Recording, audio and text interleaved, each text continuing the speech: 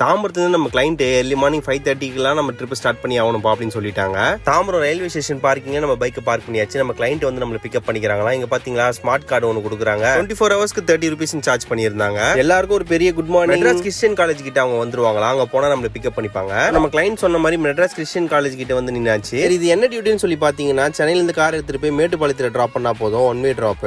நம்ம கிளைண்ட்டும் வந்துட்டாங்க. என்ன கார் இன்னைக்கு ஓட்ட போறோம்னு பாத்தீங்கன்னா Grand Vitara strong hybrid battery plus பெட்ரோல்ல ஓடக்கூடிய காரு. கிளைண்ட் என்ன விஷயமா மேட்டுப்பாளையம் வரைக்கும் போறாங்கன்னு பாத்தீங்கன்னா அவங்க ஒரு டூர் ட்ரிப் போறாங்க. அப்படியே அவங்க நேட்டிவ் முடிச்சுட்டு ரிட்டர்ன் வரதுக்கு ஒரு 7-8 நாள் ஆகும். ஸோ அதனால அதெல்லாம் அவங்க ஓட்டிக்கிறாங்களாம். இது மட்டும் ஓட்டி கொடுத்தா போதும்னு சொல்லி நம்ம புக் பண்ணிருக்காங்க. இந்த காரோட மைலேஜ் வந்து பாத்தீங்கன்னா ஆவரேஜா 22 வரைக்கும் வந்துச்சு. இந்த கிளைண்ட் ரோட்ல பழப்பழம் விற்கிறத பார்த்துட்டு நல்லா இருக்கே சரி சொல்லிட்டு ஒன்று வாங்கிட்டு போலாம் அப்படின்னு சொல்லிட்டாங்க. பழப்பழம் எதை பார்த்து வாங்கணும்ன்றது தெரிஞ்சதுன்னா கமெண்ட் பண்ணிட்டு போங்கப்பா.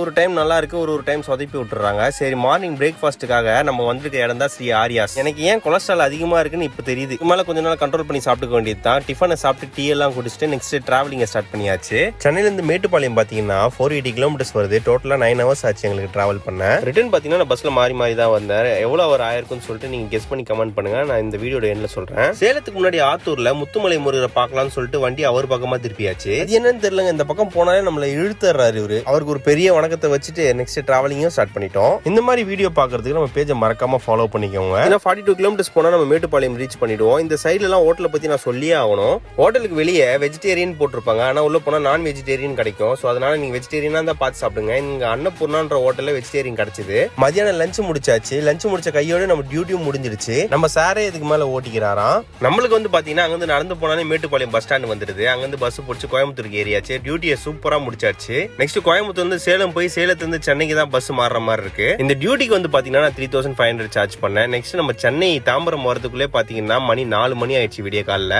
சோ கார்ல 9 மணி நேரம், பஸ்ல 14 மணி நேரம் ஆயிருக்கு இந்த ட்ரிப் டோட்டலா கம்ப்ளீட் பண்றதுக்கு. வீடியோ பிடிச்சிருந்தா மறக்காம லைக் பட்டன் தட்டிக்கோங்க. Tata bye, take care.